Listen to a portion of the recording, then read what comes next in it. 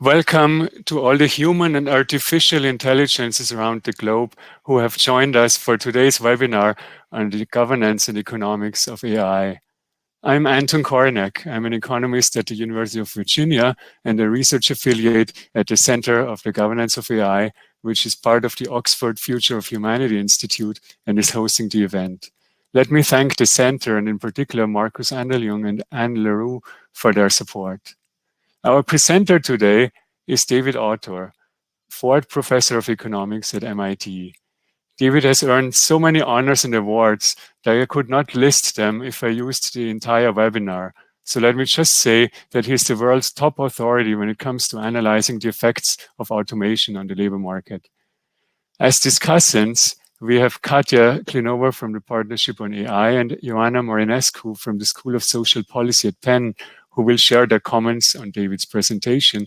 And I will tell you a little bit more about them when they take the stage to give us their comments. The topic of our webinar is the future of work, building a better jobs in an age of intelligent machines. And the title, in fact, reflects the title of a report that David released late last year at the MIT Task Force on the Future of Work, which is co-chairing. The task force was formed by the president of MIT 3 years ago to analyze the relationship between emerging technologies and work and to help shape the public discourse around realistic expectations of technology and to explore strategies to enable a future of shared prosperity. I will leave it to David to tell you more about the task force and the report. But before handing over the mic to David, let me perhaps emphasize a point that we are particularly interested in at the Future of Humanity Institute, and that I hope you can speak a little bit to, David. Your report reflects a really comprehensive reading of the labor market developments that were triggered by automation in recent decades. And in some sense, you are suggesting that the coming decades will kind of continue that trend. And indeed, with the narrow AI systems that we have in today's world, that view may be well justified. And based on that, I believe that your report will be really an excellent guide for policy for perhaps the next decade. But now let me do something that today's narrow AI systems cannot do yet, but we humans are very good at, to speculate about the future using just a tiny bit of data and a highly abstract meta model of the world. So if we extrapolate based on our technological trajectory, our currently narrow and brittle AI systems are becoming broader and more robust. And in the next few decades, they may well reach a point where they surpass human capabilities in substantially all domains. So economically speaking, employing humans may be a dominated technology then, just like we don't use horses for transportation anymore. Now, this would be a market rupture from the past, but it would not be the first time that human technology has fundamentally altered the course of history. I'm afraid that we may lull ourselves in a little bit of a false sense of security if we don't consider this possibility when we speak about the future of work. And so I would really appreciate it if you can also include some of your thoughts on this possibility as we discuss these topics. And now, without much further ado, the floor is yours, David.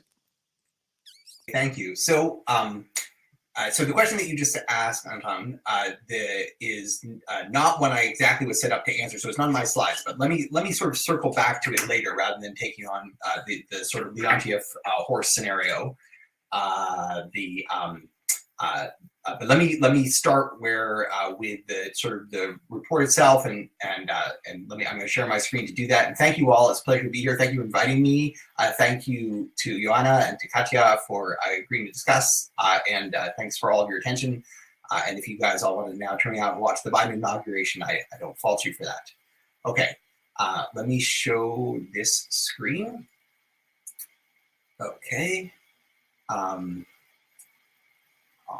right. So I presume you can all see that. So the title of the report, Building Better Jobs in the Age of Intelligent Machines, and this was a task force set up by President Rafael Reif of MIT. It was co-led by Professor David Mindell, who's both a historian and an engineer. He's an aeroastronaut in the School of Humanities and Arts and Social Sciences at MIT, and Elizabeth Reynolds, who's the head of the MIT Industrial Performance Center. And let's see how I'm going to, okay, to advance the slides, I will have to do something else. Okay, so now the slide is advanced. Let me, since Anton said some of this, let me not linger.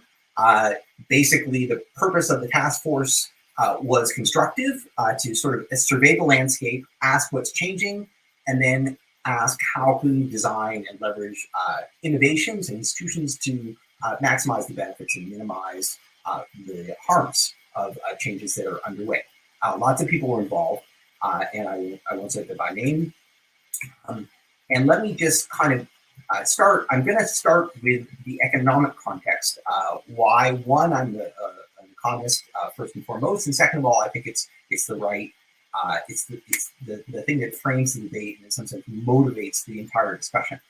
And then I will step back and talk about technological and institutional forces. But I want to start with the economics. So, as many of you will be aware, we've been talking about the obsolescence of human labor for quite a long time, for a couple of centuries, and there have been periodic moments of great concern. So you're all familiar with the Luddites, but that's not the only time. Even prior to the Great Depression, the U.S. Secretary of Labor was talking about the notion that machines would be used for, quote, scrapping men, as opposed to scrapping machines would be scrapping people. In the 1960s, President Johnson of the United States set up a blue ribbon commission on automation and employment. And the concern at that time was that in the post-war period, productivity was rising so fast that it threatened to outstrip demand, or at least that was the concern. And so the outcome would be mass unemployment because there would be insufficient demand to keep up with all of the supply. Now, of course, none of those scenarios, those dreaded scenarios, have come to pass, at least in the form that people envision them. This figure just reminds you that the fraction of the adult population here in the United States, but this would be true in most advanced economies, has risen. The fraction working has risen over the last 100 years. It's risen because women have left unpaid, often highly constrictive, domestic unpaid employment to enter the paid labor force. The fraction of males working has come down over time, but generally that's a positive feature, reflecting the fact that people don't have to work until the point of, basically to the point at which they expire. So we have not, despite centuries of concern about the possibility of the end of work, we haven't seen it.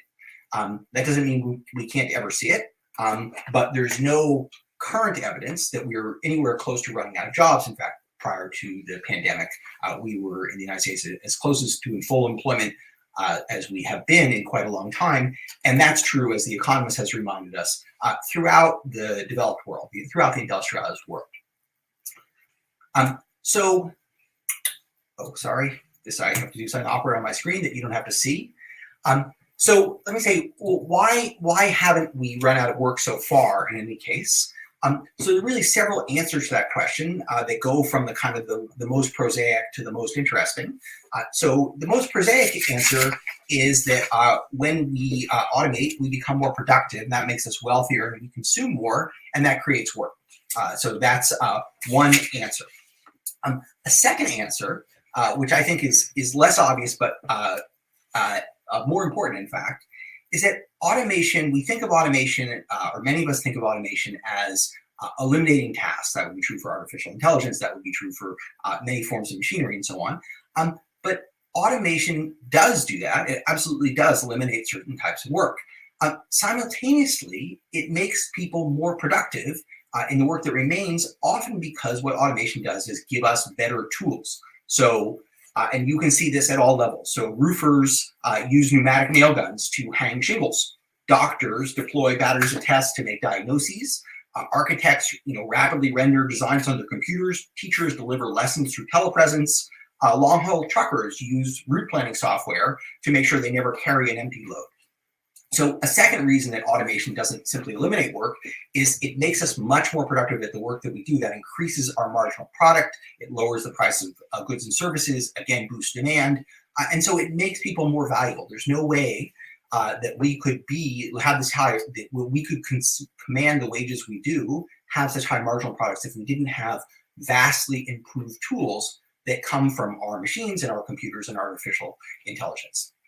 The final reason that automation has not eliminated work, in addition to creating wealth and complementing the work that we do, is that it leads to a lot of new work. So this is a figure from an ongoing working paper, actually a working project, slides, not a paper yet, that I'm doing with Anna Solomons of Utrecht University and Brian Segmiller, who's an MIT PhD student. And what we do here is we look at employment across 12 categories of jobs, covering all of the United States, all of U.S. employment. So in 1940, for example, the blue bar is the fraction of all employment. In 1940, more than 25% of work was in production, mostly manufacturing. Almost 20% was in farming and mining, and everything else was much smaller. So those two categories comprised about half of all jobs. If you look in 2018, the height of the maroon and the teal bar together shows you that in 2018, about 22% of employment was in professional work, about 14% in clerical administrative work, and a good amount in personal services. So the composition of employment has changed enormously. Now, I want to draw your attention just to the maroon or the pink, depending on how it looks on your monitor. This shows you the fraction of work in 2018 that exists in occupations that had not yet been invented in 1940. I'll define what that term means in 1 second, but let me just say, if you add these up, what you see is that more than 2/3 of all the jobs that people are doing in 2018 are jobs that did not exist in 1940. Let me give you some examples of that and then explain where that comes from. So here are some, Here are some jobs that didn't exist and were added to the US Census by decade. So in 1940, automatic welding machine operators were added.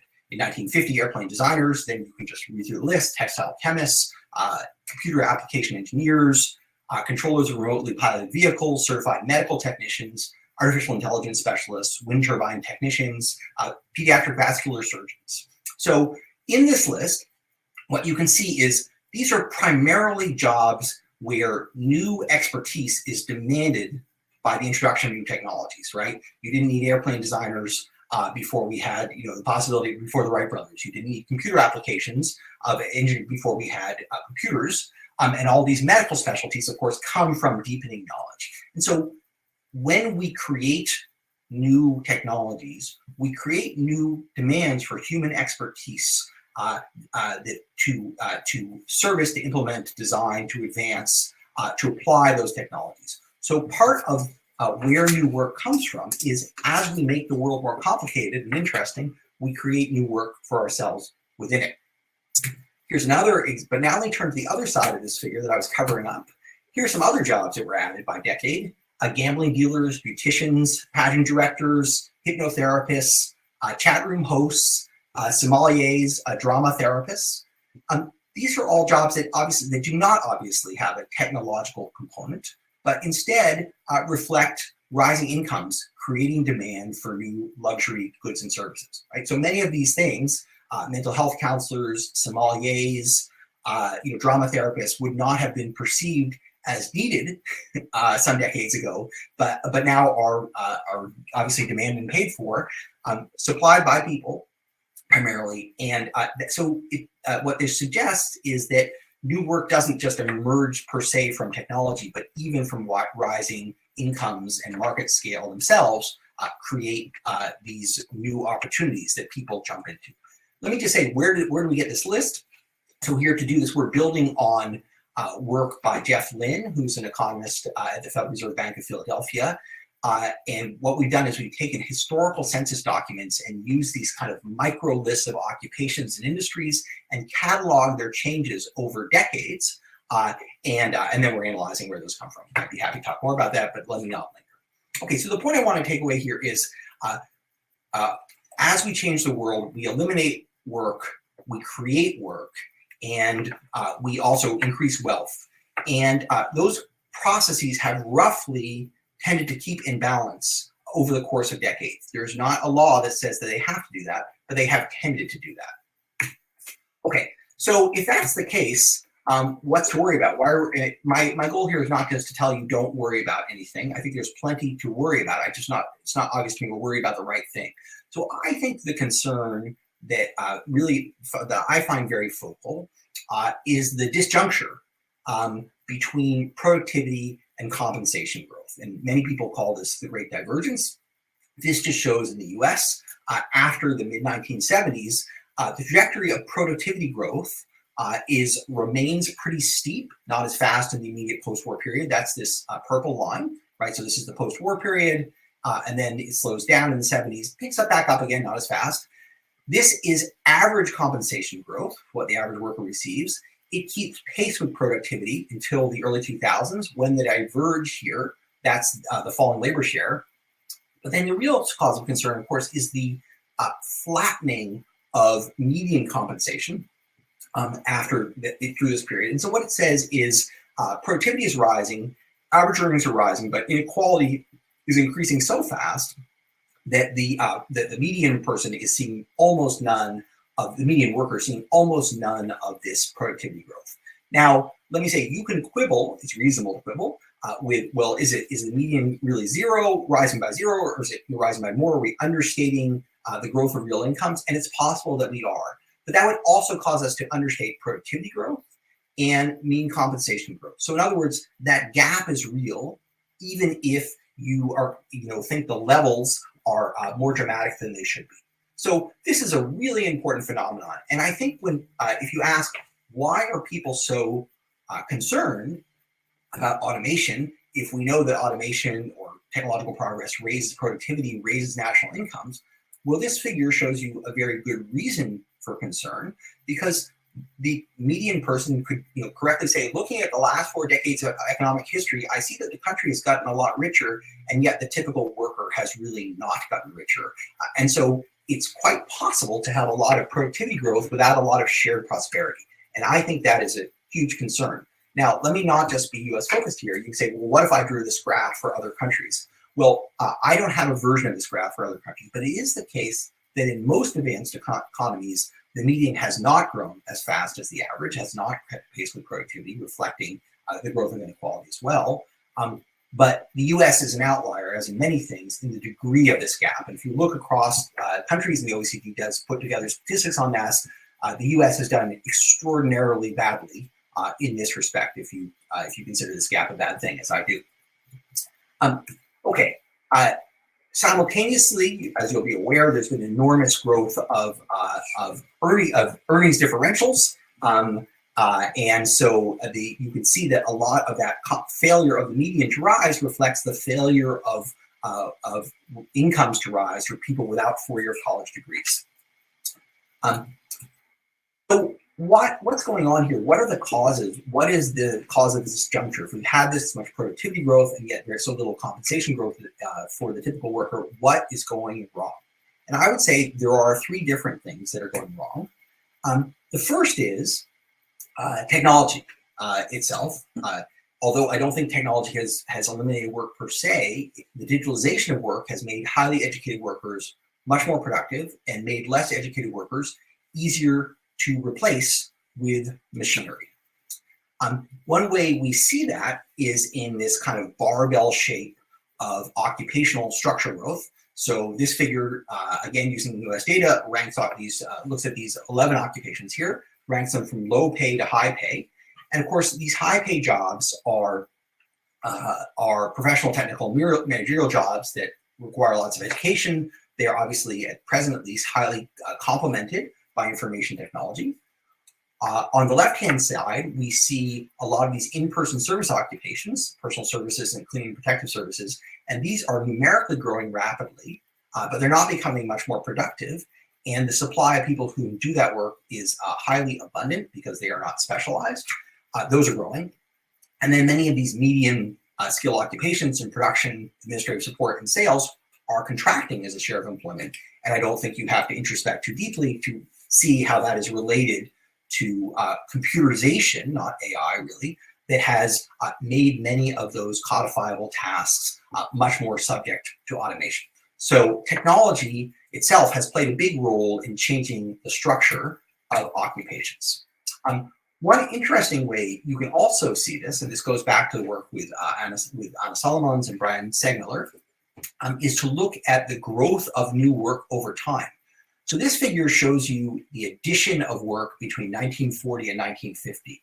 And what I want to draw your attention to is that a lot of the fastest growing categories of occupations that are actually getting new titles, new jobs, not just more people, but new types of work, are found in the middle: construction, transportation, production, clerical, administrative support, and sales work. If I plot that same figure for 2000 to 2018, what you see is all of the new work that's being added is found really at the tails. On the one hand, in these highly paid specialized occupations, and the other in personal services. And so the direction, I would say the direction of technological change has actually shifted in a way that it is not just displacing things in the middle, but actually creating new activities at the edges. And let me just link that to one other phenomenon. In the work with Anna and Brian, we look at the relationship of new work creation to innovation. And innovation is measured by patents. And we show that you can predict where new work is appearing according to where innovation is appearing. And if you look at this figure, it divides patents across the 20th century into broad industry categories. And over time, there's an amazing shift. In the first part of the 20th century, from around 1900 to 1930, the largest categories of patenting are in manufacturing and transportation. So that's the dark blue and the kind of maroon initially below it. In the next several decades, that moves to chemicals and electricity. So that's the brown and to purple.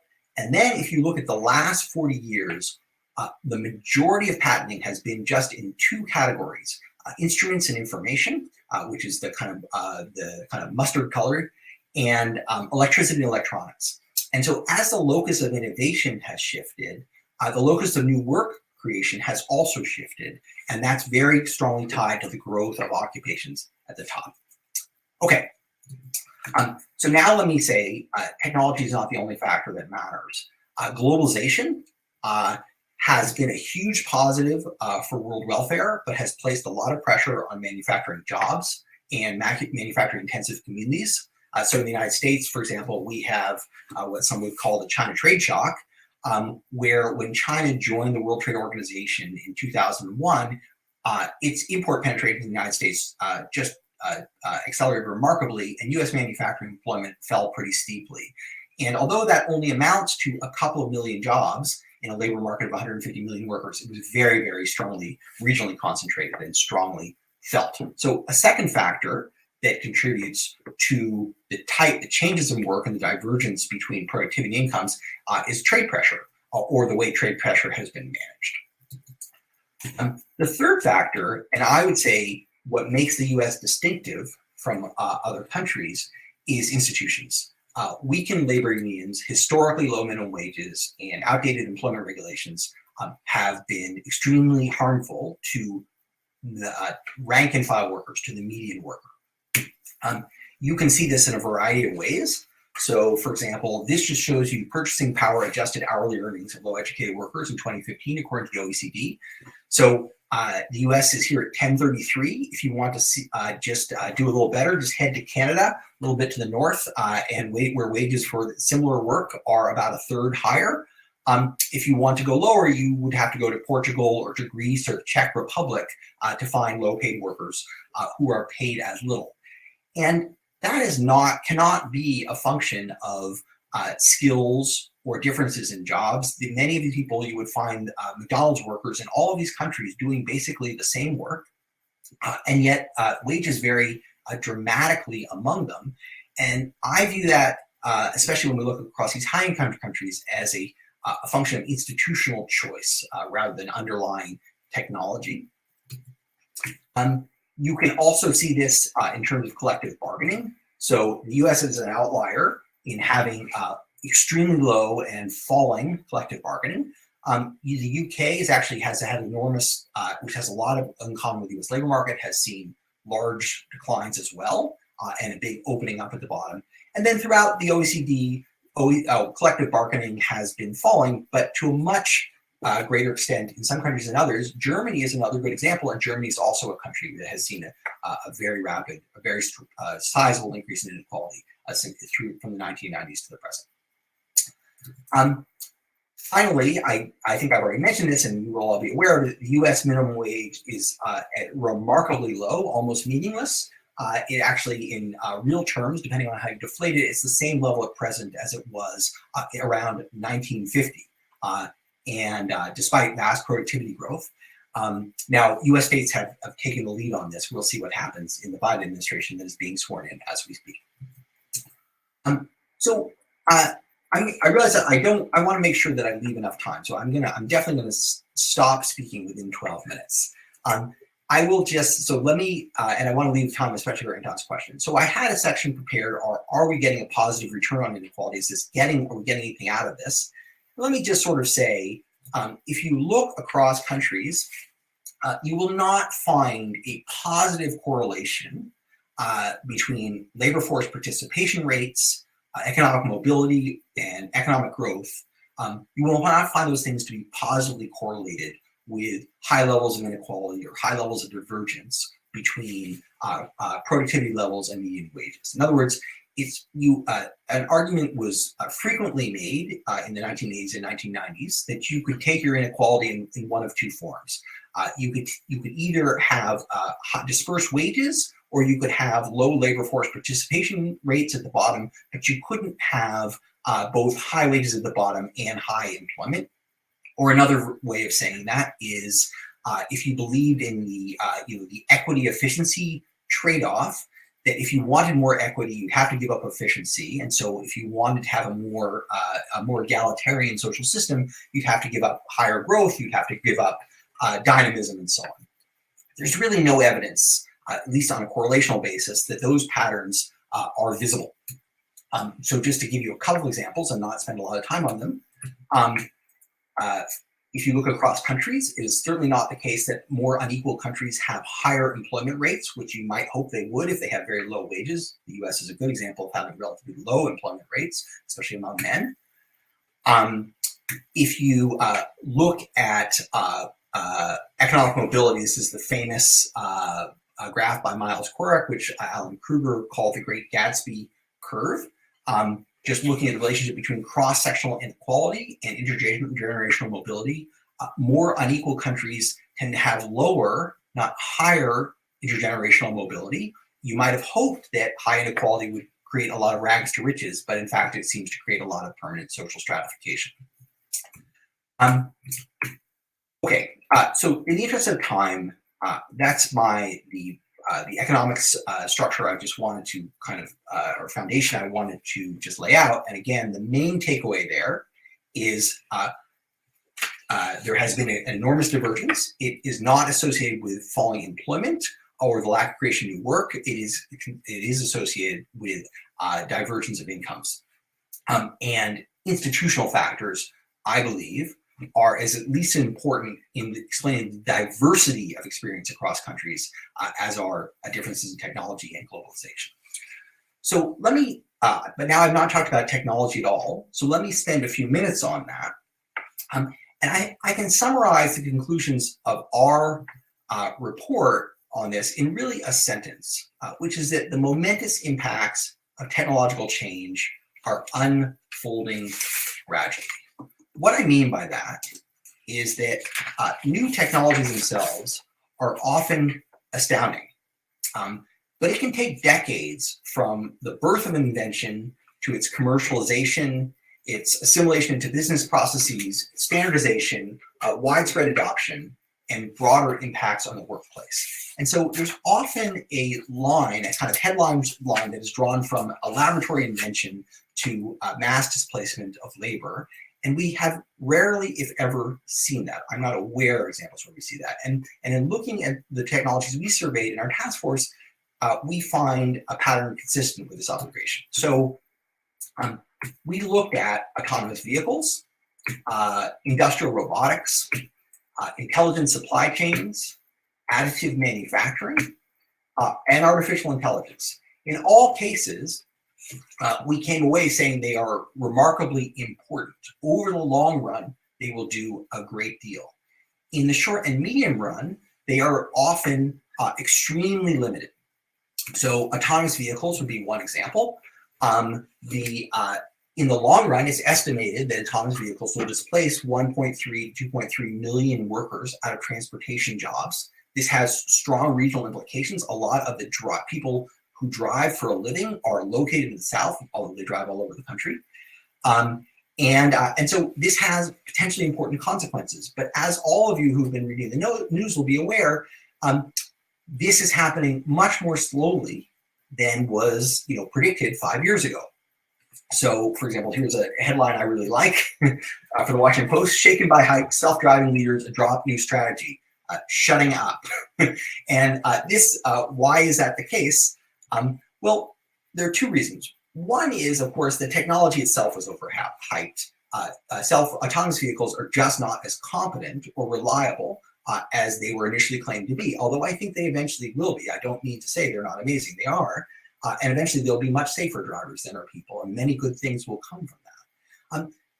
Second, but adopting that technology at a very large scale doesn't just mean people buying a new car. It means changing infrastructure. A lot of vehicle miles are driven by heavy machines, long-haul trucks that have a service life of a couple of decades, and they work in a complex web of roads and warehouses and so on. And they will not overnight be replaced, even if tomorrow someone introduced a truck, with really great autonomous capabilities. It will take decades for the infrastructure to turn over. So that's why it's important to recognize that there's an enormous gap between what is possible and what is occurring at scale. Another great example that we looked at, and that I enjoyed learning about in the task force, was additive manufacturing. Additive manufacturing will be quite revolutionary. So these are just some examples of things that were additively manufactured. This is a very early example. The MIT dome just out of plastic. This is a custom metal hip implant made for a patient. That's an aircraft fuel nozzle. A faucet. You'll notice the faucet is hollow. The water travels in those little channels on the side, or an orthodontic retainer. Additive manufacturing is what some people call 3D printing, but really additive manufacturing is probably the better term. Most manufacturing is subtractive, meaning you start with a raw piece of material and you remove parts of it until you get what you want. Sometimes it's formative, where you put things in a mold, but additive is the idea that you put the pieces on layer by layer. And it has the potential to transform how products are developed and realized. It can eliminate the need for product-specific tooling. It can make highly complex parts that consolidate multiple materials in ways that were previously impossible. And it makes it possible to envision manufacturing as a mostly digital process, where the actual turning of materials into final objects occurs only at the very end of the supply chain. And most of manufacturing is in the design and engineering and prototyping, itself enabled by additive manufacturing. So this is a very big deal. But at the moment, it's a very tiny part of the market, and it will take a very long time. In the long run, I do think it will reduce the amount of employment in people making things, increase in employment of people designing things. So like many of these technologies, it will slowly devalue a lot of the physical skills and make the cognitive skills more consequential. Okay. So just to summarize what I've said here, these AI and robotic applications, they take time, often decades to develop and deploy, especially if you're talking about safety and production critical applications. For example, it's noteworthy that airplanes, used to have 3 pilots 50 years ago. They're down to 2, but they've been at that for quite a long time, despite incredible advances in autonomy. The largest labor market effects of information technology that we're seeing at present still stem from maturing technologies of 2 decades ago, like internet, like mobile computing, like electronic health records, and e-commerce. Okay, so we can see lots of glimpses of what's going on, but it's going to take a long time to fully roll out. And this time window offers opportunity for investment in skills in particular. So, let me I want to wrap up because I want to leave time for discussion.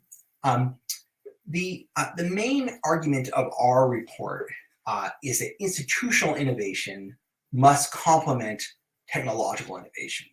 And in particular, let me actually take that slide away.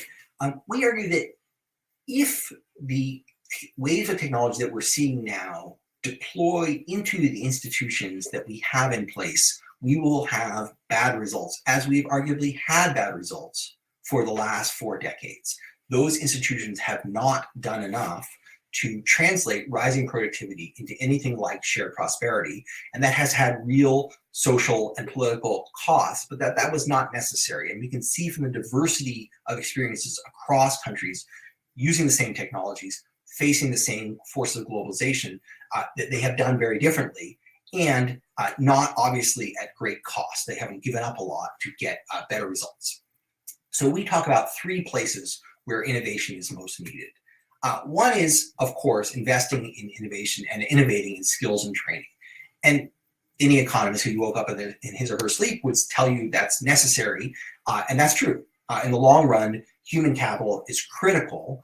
If we did not continue to raise our skills to keep pace with the technologies that demand those skills, we would have a problem. And we have done that successfully over a century, but we must keep doing it. The second is really ensuring that productivity gains translate into better quality jobs. And the third is expanding and shaping innovation itself. So I'll say just a minute on each of these, and then I will stop. So let me, instead of walking through this long laundry list, and I know Katja will say more about this in her remarks, I would just say that we talk about a variety of ways in investing and innovating in skills and training at scale. And one positive development, it's boring to talk about education. Education is one of the least sexy things you can do with technology. But it is the case that we are at a moment when the technology for education is suddenly much better, or at least potentially much better. Although we have not found the kind of secret sauce for making online learning in every way as good as in-person learning, in the long run, it will be better. Not only will it be better, it will be cheaper, it will be more accessible, and it'll be much more immersive when people can use tools like it's like augmented reality and virtual reality, when they can do kind of hands-on learning via simulation.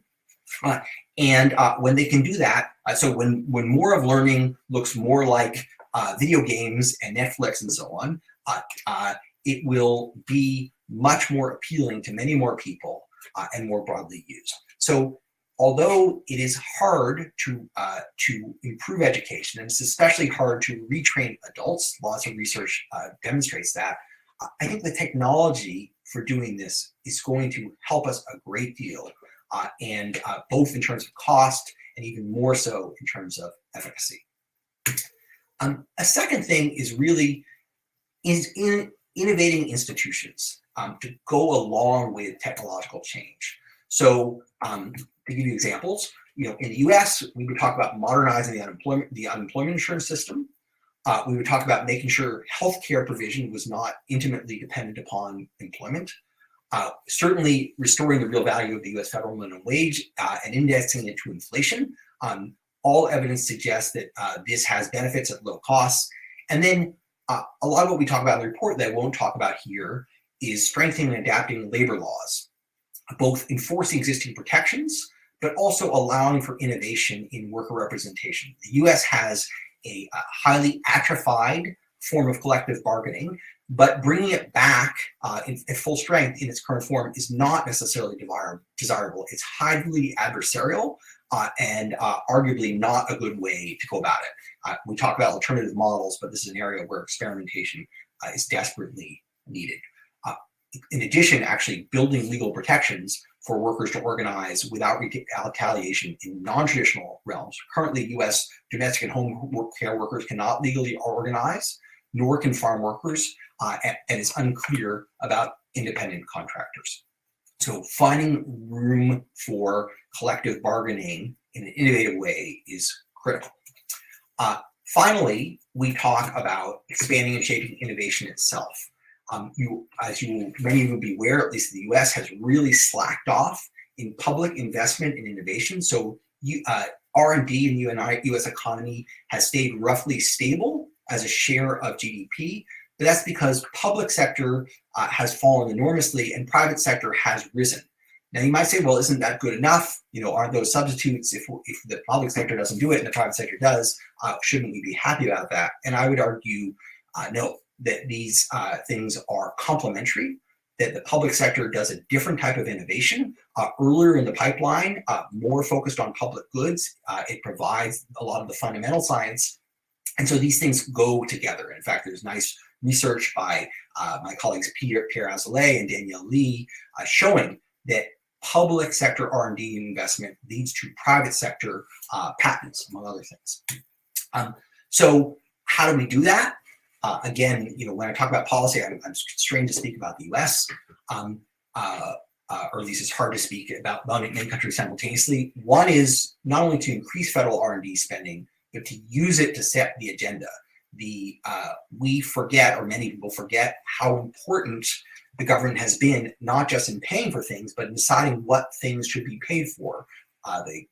Whether that was the telecommunications revolution, whether that was at one point the NASA, our space agency, was consuming more than 50% of all integrated circuits that were available in the United States. Same with the internet. DARPA led the self-driving car initial catalytic moments. And so the federal government can set the agenda on innovation towards valuable things, towards education, towards things that increase worker productivity, and many others. A second is that innovation has a geographic element, and it can be used to bring prosperity to other places, not just to the coastal regions of the United States.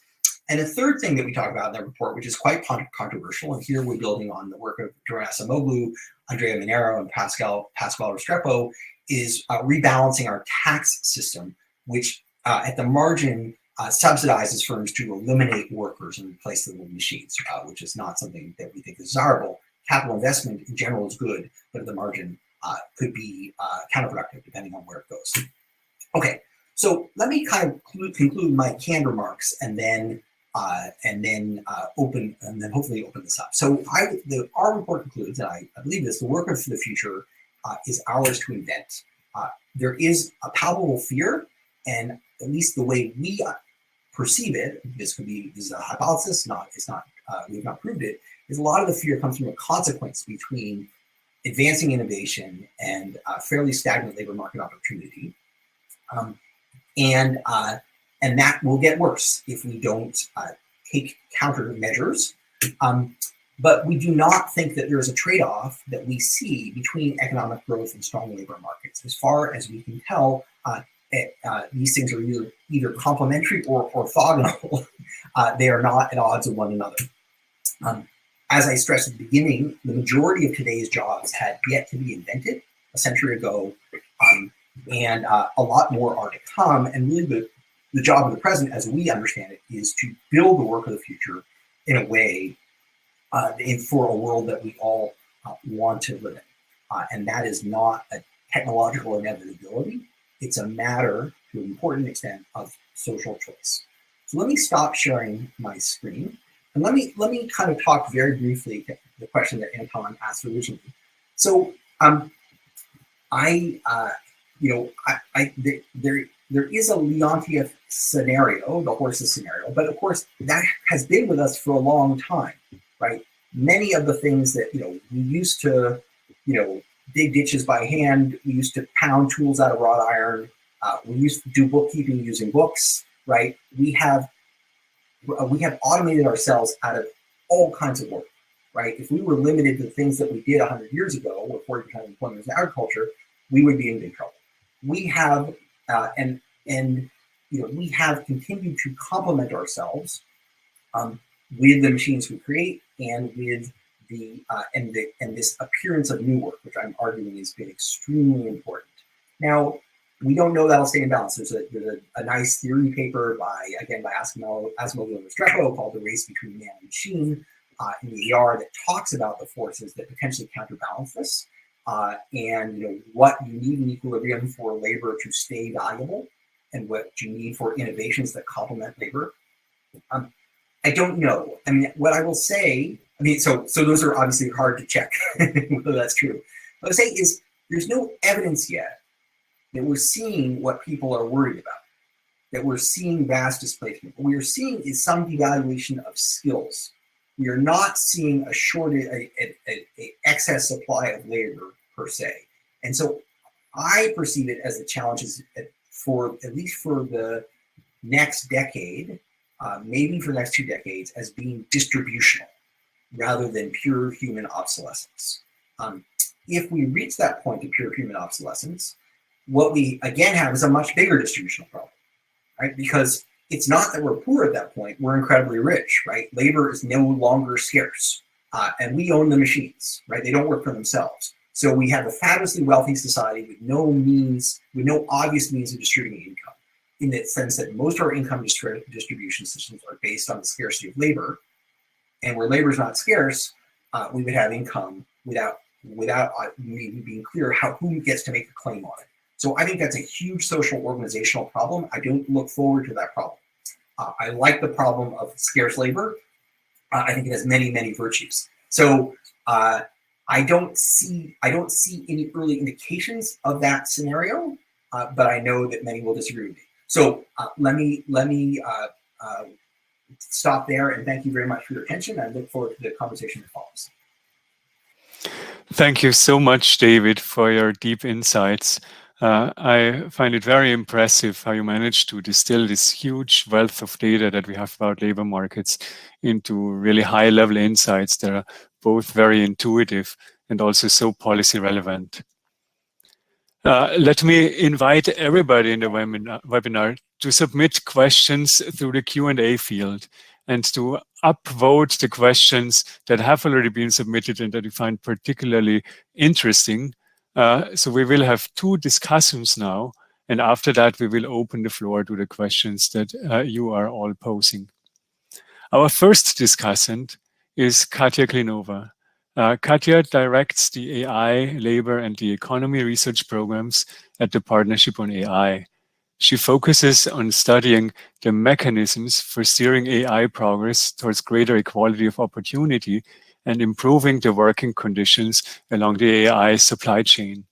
And in the interest of full disclosure, I have had the pleasure of working with Katya as part of the AI and Shared Prosperity Initiative that is dedicated precisely to this cause of sharing the economic benefits of AI broadly across society.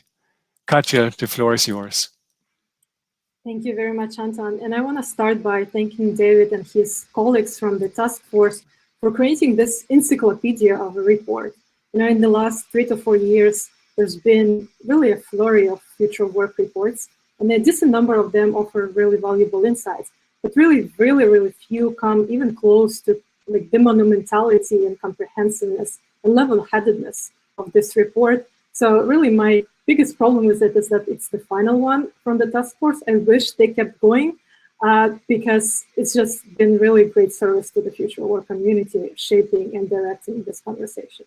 So I want to use my time to really invite the conversation about implementing the report's recommendations, which I think are really excellent. But we are, as society, I guess, still have work to do figuring out how exactly to implement them and what are the guardrails that need to be put in place.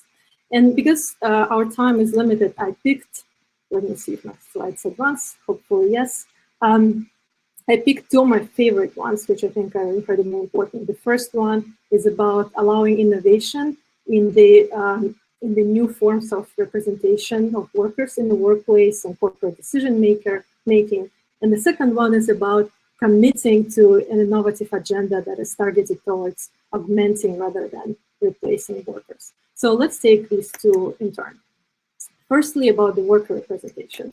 Let me begin by showing you this graph that David already shared that is slightly depressing, that shows decline in union membership across the OECD, and US has declined the most proportionally and has come to the lowest point out of all the countries.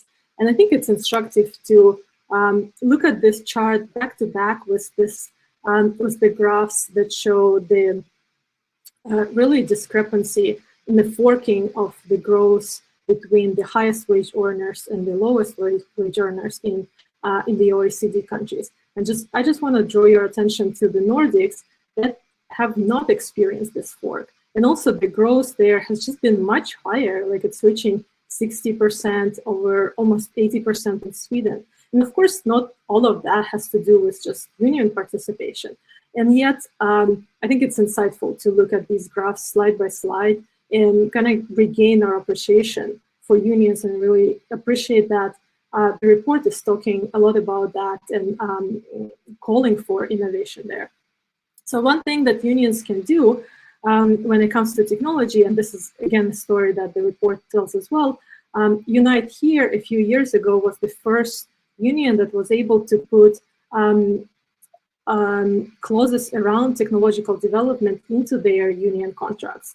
And now Marriott is obliged to give 165 days notice if they are about to bring automation into the workplace, and workers are entitled to be retrained, which is a great provision. But of course, we know that the technological disruption into workers' welfare and life can come not only from their employer bringing in technology and deploying technology, it can come from Silicon Valley. This is what happened in the hotel industry as well. The biggest players in the hotel industry are being blown out of the water by Airbnb. And of course, it's not only that industry. You can be putting clauses around technological adoption in retail, brick and mortar stores, but the main disruption can come from the rise of e-commerce, for example.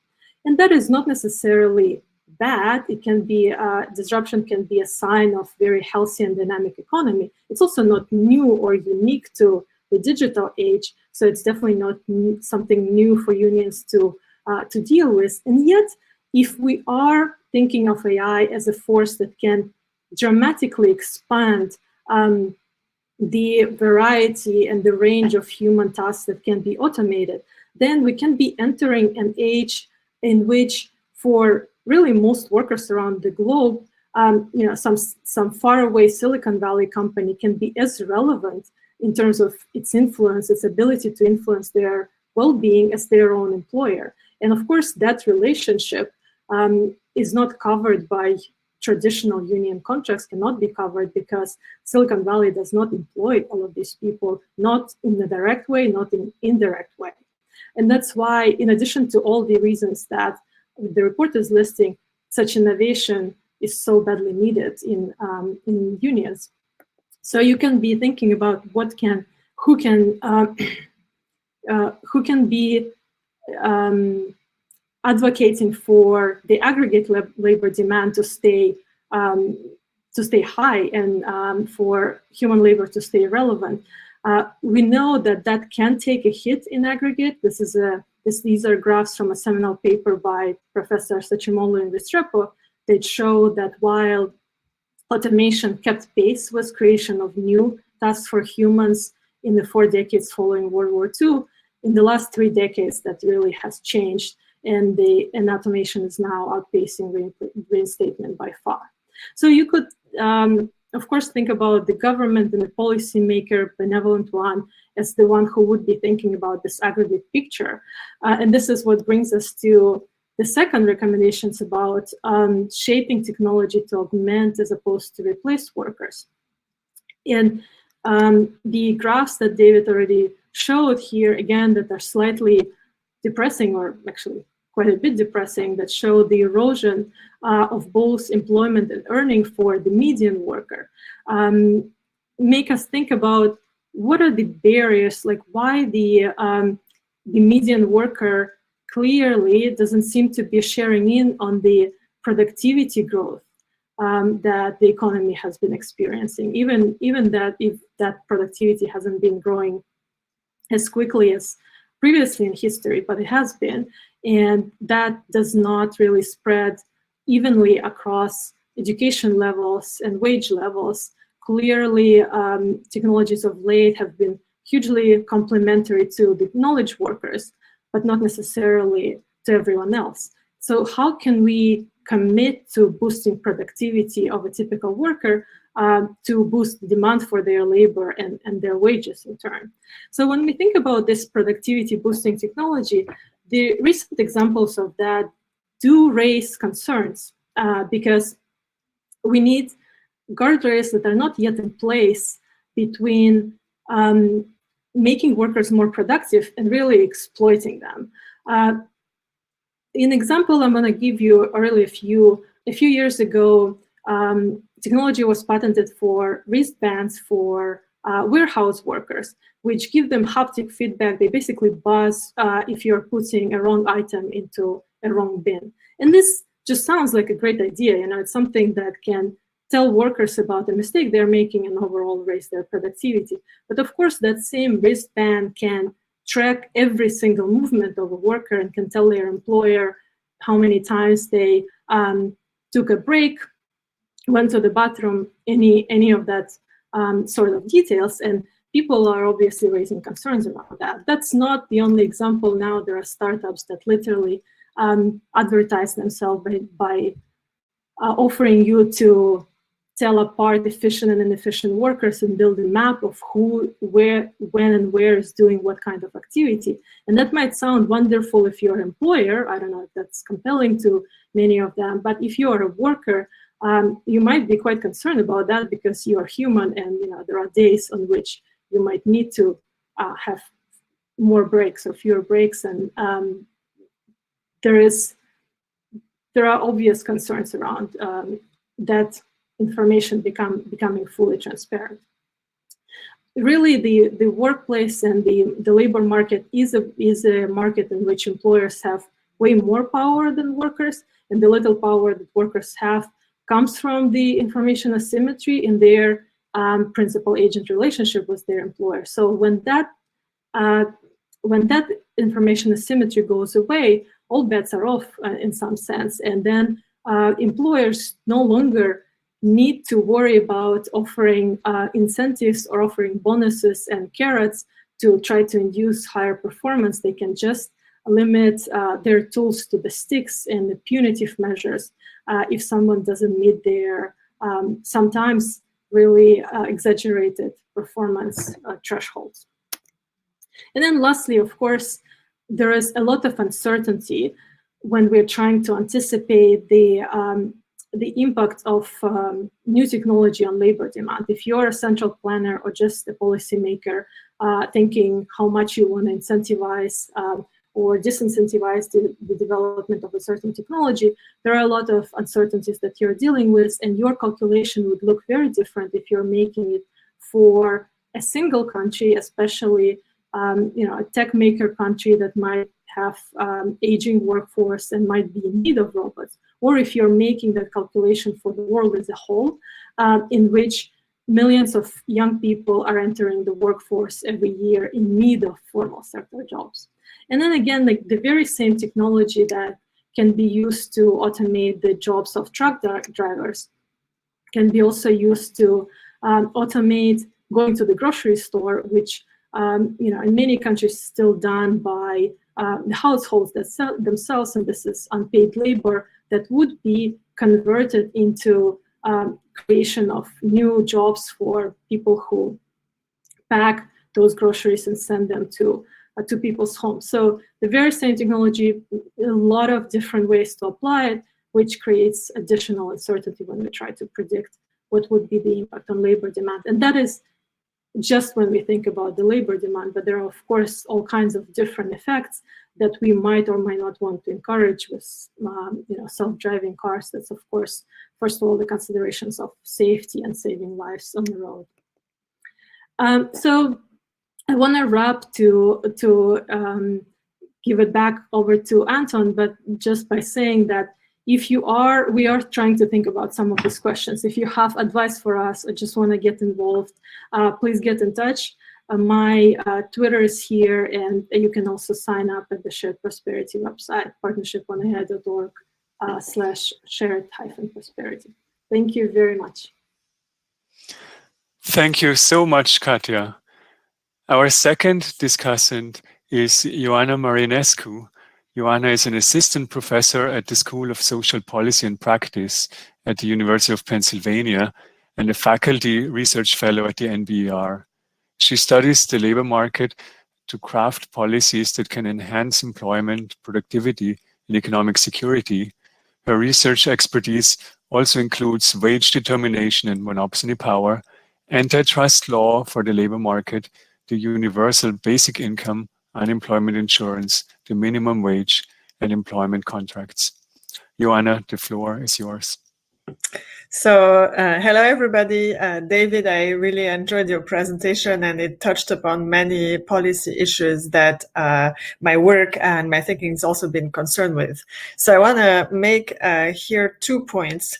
The first one is very much already in the perspective of what David was talking about, but I want to point out for our audience the paradox, in a way, of the institutions and the technology, in the sense that in the US, as David already mentioned, we have one of the lowest minimum wages among OECD countries. And you might think that, you know, if technology is skill biased in favor of more skilled workers and is going to put downward pressure on the wages of the less skilled, you might think in a free market that it's good to have a low minimum wage, that will allow the economy to create more jobs. And so therefore the US should be in a better position to weather those issues as compared to other countries, like the country I was raised in France, where minimum wage is much higher. And paradoxically, that's not been the case. The employment rates are higher for prime wage workers in France than in the US, and it's also the case in many other OECD countries, and yet they have higher minimum wage. So what gives? You know, why is it that by making workers more expensive, you know, we have higher employment and certainly not lower employment?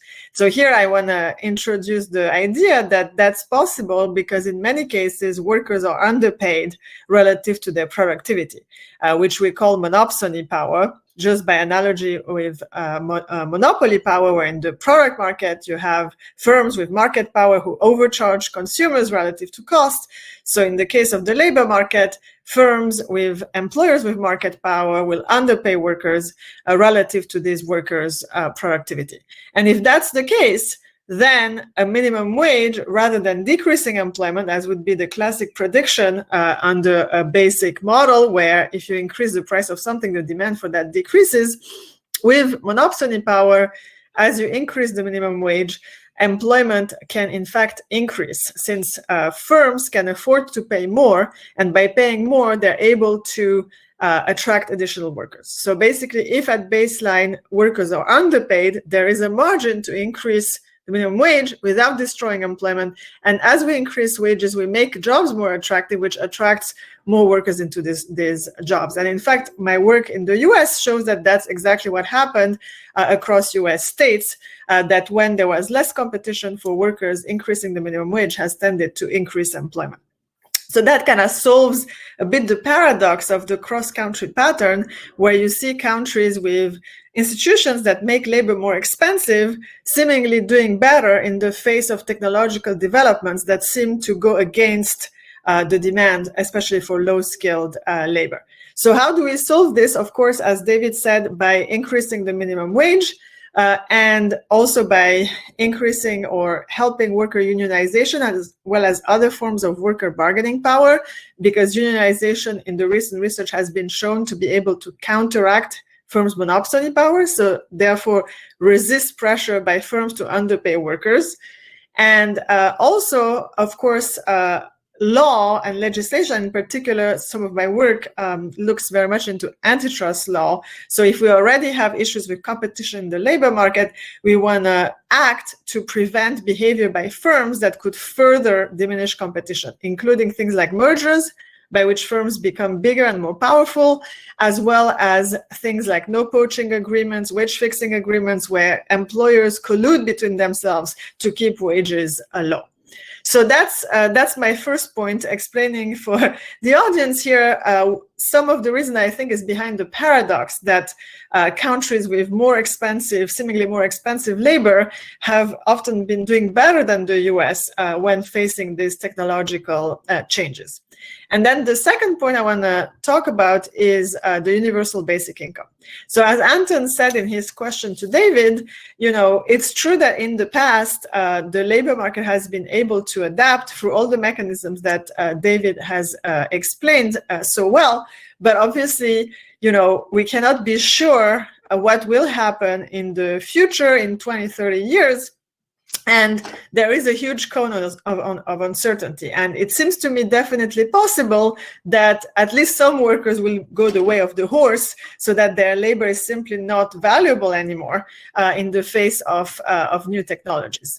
And so if that's the case, then something like a universal basic income is one interesting policy innovation to think about. First of all, there's already growing interest in something like a universal basic income, with what we've seen during this crisis with the stimulus checks, which have gone to almost everybody, up to 90% of US households without any conditions. They have, you know, allowed people to weather this crisis. And more generally in the US, we have a social welfare system that is much less protective of people than in other OECD countries. There's a lot of holes, and a lot of the benefits you can only get if you work. Now, imagine what would happen if technology were in fact massively killing jobs. And as David said, we're not there yet. But what if that were the case? Then, you know, these people, without a reform of our social protection system, would no longer be able to make ends meet. So particularly in the US, something like a universal basic income, which is cash for all, without questions asked, could be quite an interesting solution. Now, many will say this is not targeted, right? Because at least in the pure system, everybody gets the same amount, no matter their circumstances and their income.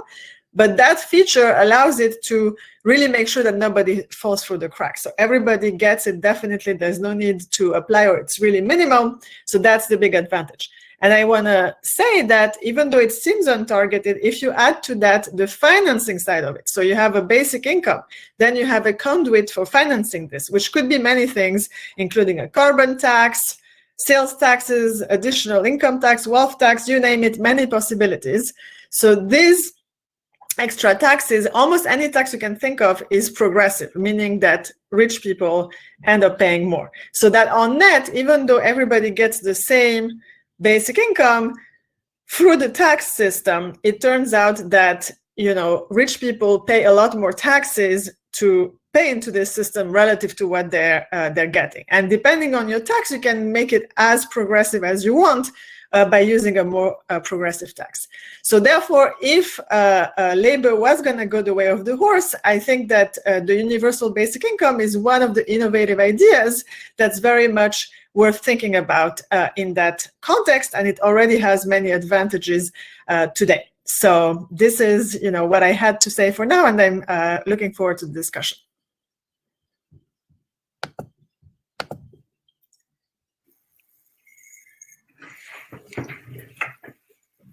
Let me. Oh, great.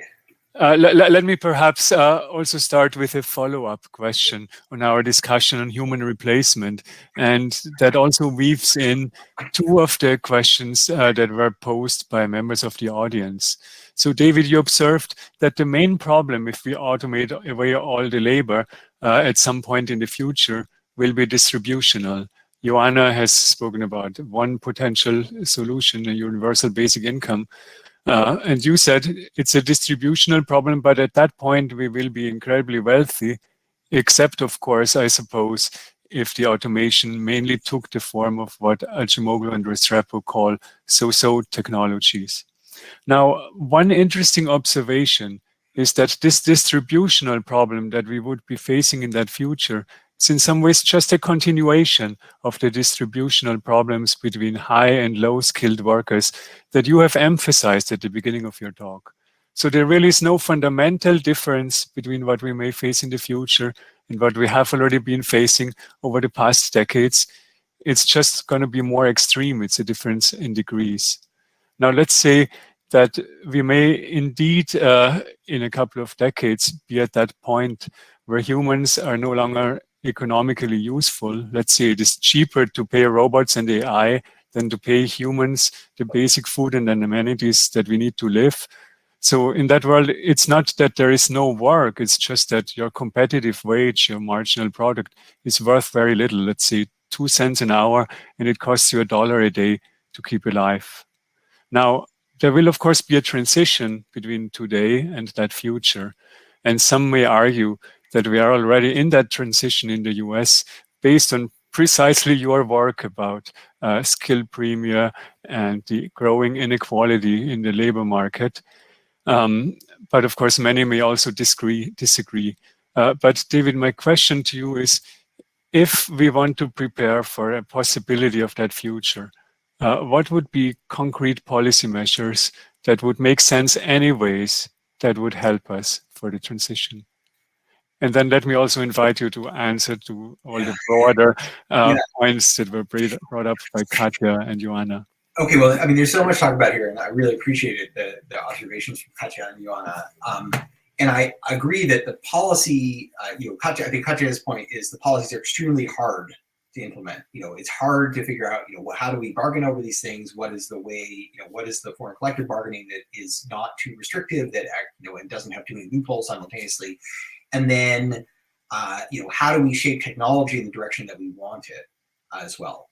And those are both very important and difficult, important points and difficult questions to answer.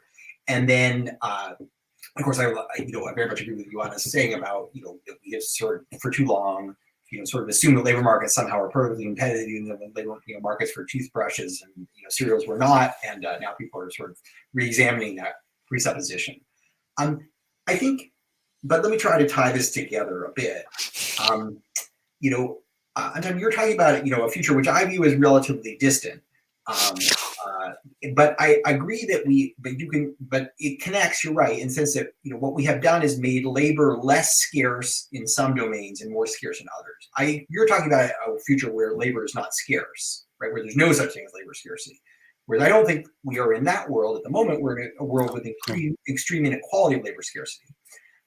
And so the policies that I've been advocating are all ones that do some forms of redistribution, but not through post-market redistribution, through tax and transfer, but through what you would call pre-market or within the market, really, which is changing the quality of jobs. And I don't think that just simply skilling is going to be sufficient. And so, this is a point that, Roderick and Blanchard made in their very nice conference a year ago, about, so there are 3 ways you can do this. You can do this on the supply side by, building better workers. You can do this, through post-market tax and transfer, or you can directly intervene to affect the quality of work. And I think the second one is the least exploited and the most direct. And so how do we do that? One is, of course, through minimum wages. Another is through collective bargaining. And another is for a focus on labor standards. And, I agree that the technological headwinds are against us, right, in a way that they were not. So if we talk about the periods from the post-war period to the mid-1970s, it's clear that the new work creation was very much in the middle. And so technology was sort of helping create the middle class, even as regulation and norms and so on were complementing that. And now I don't think that's occurring. I think that the technology is creating new work around, at the very top and some at the bottom. That's, and so we have to push harder against that. But on the other hand, if you think about the figures that Katja brought up from equitable growth and so on, countries have had remarkably different trajectories of that, facing these same set of forces, and it doesn't seem they paid a high price for that. In fact, I would say the U.S. has paid a very high price for not, stepping in, right? That actually the price of not intervening has been much higher than the price of intervening. So, so if you say, well, how do we prepare for this future uptime? Well, one way is we take action now on the whatever manifestations of it we're already seeing that basically start to build this social compact that invests in people that cares about the quality of jobs, and that uses rising productivity to create rising prosperity, right? That's the only way we're going to be able to do this. If we wait till the day that comes and all of a sudden Mark Zuckerberg owns everything, and then we all come after Mark Zuckerberg, right? Nothing against him personally. That's not going to be a good system of distribution. So we have to basically create, and it's politically hard, right? It's not economically hard. It's politically hard, and that's the problem. And so it needs to be palatable in some way. So I'm not a big fan of UBI myself. First of all, I think it's the answer to, at the moment, to a problem we don't have, which is a lack of work. And I also think it's not very politically palatable, at least certainly in the United States. People want other people to work if they're getting money. They don't want to give money to people who they don't perceive as working for that money in some way. And so now that could change, but the norms and perceptions of what is fair and reasonable will affect what types of tax policies you can implement. And I finally would say, and then I'm going to stop. I think work is an intrinsic good. The whole economic model that people do work, which causes disutility to get income to afford consumption, which is the only thing they enjoy, right, is completely ass backward. Work is incredibly important because it gives people identity, it gives them a structure. Many people enjoy the tasks they do. It gives them social esteem and a set of relationships and a way of life. And so I would like, and I think people prefer to get income for their work relative to having a lousy low-paid job and then getting a supplementary check. I don't think most people find that as appealing. And so in my mind, there's still plenty of room for improving work rather than preparing for its demise. And so as long as work is a viable system, as long as there's a lot of it, I think there is a lot of it, then working on improving quality such that we get better distribution through employment for people who are capable of working, I think is much more socially palatable, much more psychologically healthy, and moves us in the direction of a kind of social compact that is more robust. I'll pause there. Thank you, David. Let me maybe give Katja and Joanna an opportunity to jump in here. I think, Joanna, you looked like you were about to contribute something. Yes, so I don't think that the two are contradictory, and that was the sense of my remarks. First, I said, let's raise the minimum wage, improve collective bargaining, and so on and so forth. So I think that there should be policies out there that improve the quality of jobs as well as worker position in this bargain. So I don't see this as a substitute. But at the same time, I think that, as I mentioned before, the social protection system in the US is quite a bit less generous than in other countries. And so it's worth thinking about how you could improve that. And, it's not like basic income is yet highly popular, but I think it's becoming more popular. And I think one of the things that has it going for it is the universal part of the universal in it, which means that it can no longer be perceived as a handout for some, and why are they getting it and I'm not getting it, but we're all getting it anyway. So that kind of potentially changes the perception of this, and therefore potentially can a little bit expand our budget possibility through politics. If people really want this, then they might be willing to spend what it takes to get something like that. And then the final quick point I wanted to make is that work is very important to many people, and it's not just about the disutility of work.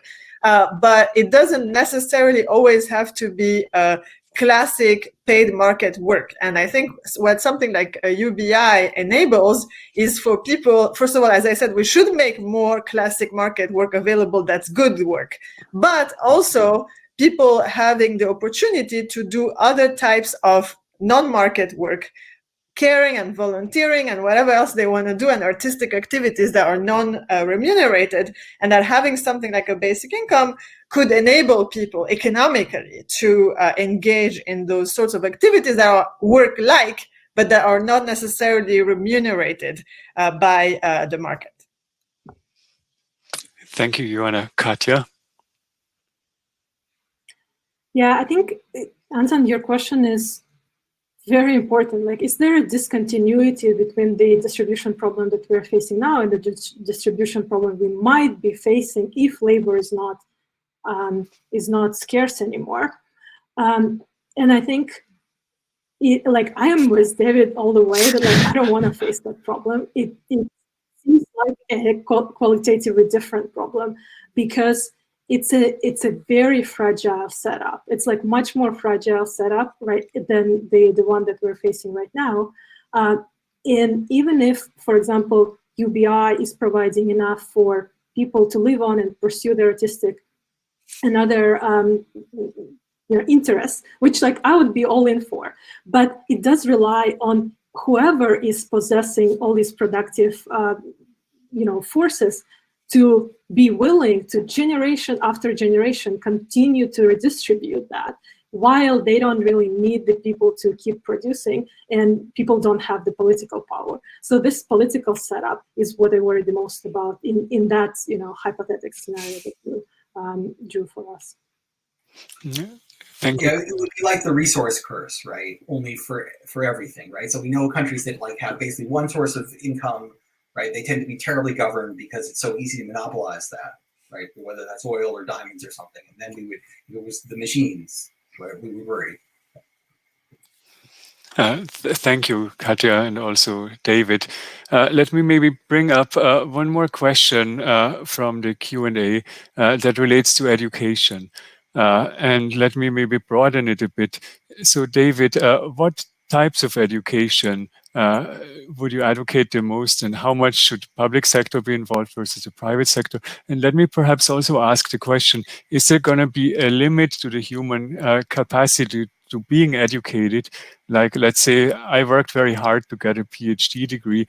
How much more will I have to educate myself to still be relevant in the labor market 3 decades from now? Will I be mentally able to process that? Yeah, excellent question. So what type of education? I really think the fundamental needs of education have not changed, right? People need to be, but it's not about learning specific skills, right? Certainly the K through 12 level, it's about being able to read, it's being able to think logically and analytically, right? And quantitatively, but doesn't mean high math, it means analytically. To be able to present and communicate, like people's writing skills have actually gotten worse over time, by the way. To communicate with a group and to lead and work in a team and so on. And these things are incredibly foundational.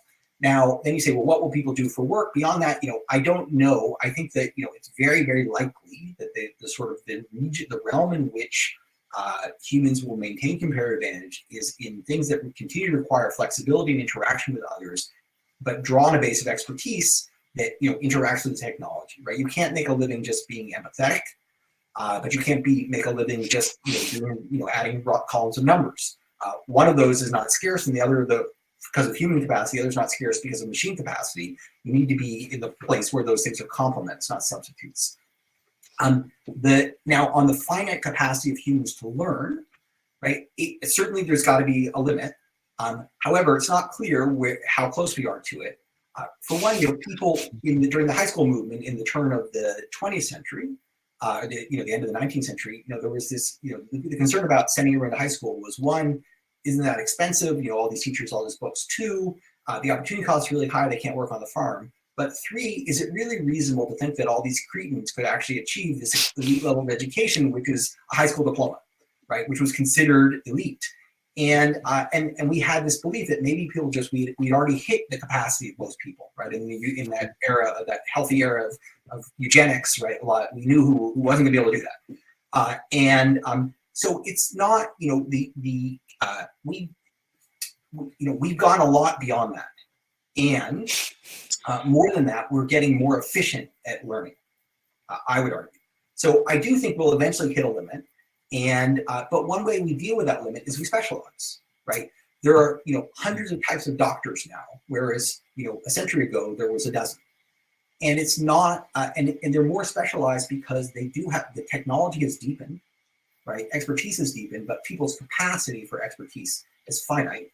And so they specialize, right? You see this in our field as well. There was a time when someone like Paul Samuelson knew all of economics. Now only Daron Acemoglu knows all of economics, and everyone else has to specialize.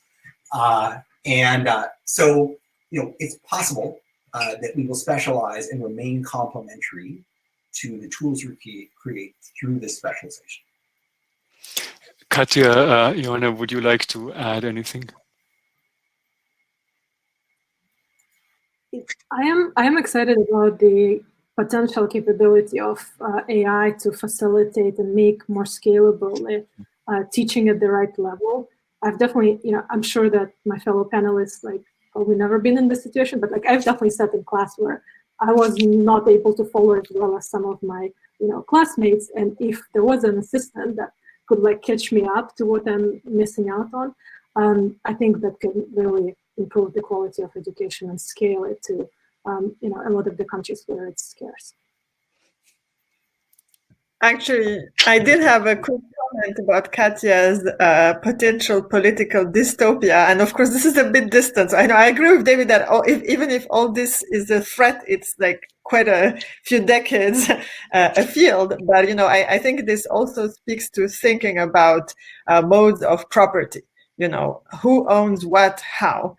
And, I'm very committed to a market economy, but that doesn't necessarily mean that we have to have a few people, own these machines. And so sort of trying to think about a potential transition again from here to there, I think, through perhaps wealth taxes, which over time, would if they're high enough, they would over time draw down the wealth inequality, things like that, I think are very much worth thinking about in connection with technology if we think that it's a serious concern that in the longer run, a few, will own this productive capacity for everything, which indeed I think is extremely politically dangerous for society. We are already towards the end of our webinar. David, would you like to make any concluding statement before we wrap it up? Well, first of all, thank you. Thanks to all of you. This has been a great conversation. We could go on for hours and it would be a lot of fun, at least for us. I don't know about the audience. I think that, sort of something that Katja just said, building on what you said, is the question is it a discontinuity or is it a continuity, right? And I think that's really important question. And I think, there's a lot of, I view the singularity view, which has been around for a while, as being not realistic. And the notion that there just comes a day, there's a crossing point and boom. I actually think we hit diminishing returns on most things, not increasing returns. But I do think it's useful to say, well, maybe if we are seeing some manifestations of that, and if that's true, in some sense, that's good, because it means that there's a transition path that we can, work with, right? As opposed to it arrives on one day. The last thing we want is the whole economic system collapses on Monday and we rebuild on Tuesday, right? Much better that this occurs over a long period of time. So I think that's a really important question to ask, and sort of a very focal question for thinking about AI and the future of humanity is this going to be a big bang, or is this going to be a continuation and create these specific challenges? And maybe it's more the latter, and hopefully we can shape that as well. And I think that's probably something that we overlook is our capacity, not only our capacity to shape where the technology goes, but the degree to which we have already done that, the degree to which the world in which we live in is the one we created, not the one that technology created. And in many ways, we did it intentionally. Thank you, David, for that uplifting conclusion that I hope we can all strongly agree with. And thank you all for your contributions. I also hope that the new administration that has been sworn in while we were having this webinar will listen carefully to everything that we have learned from David, Katja, and Joanna during this webinar. And I hope to welcome you all soon to the next GovAI webinar in coming weeks. Thank you. Thank you. Thank you.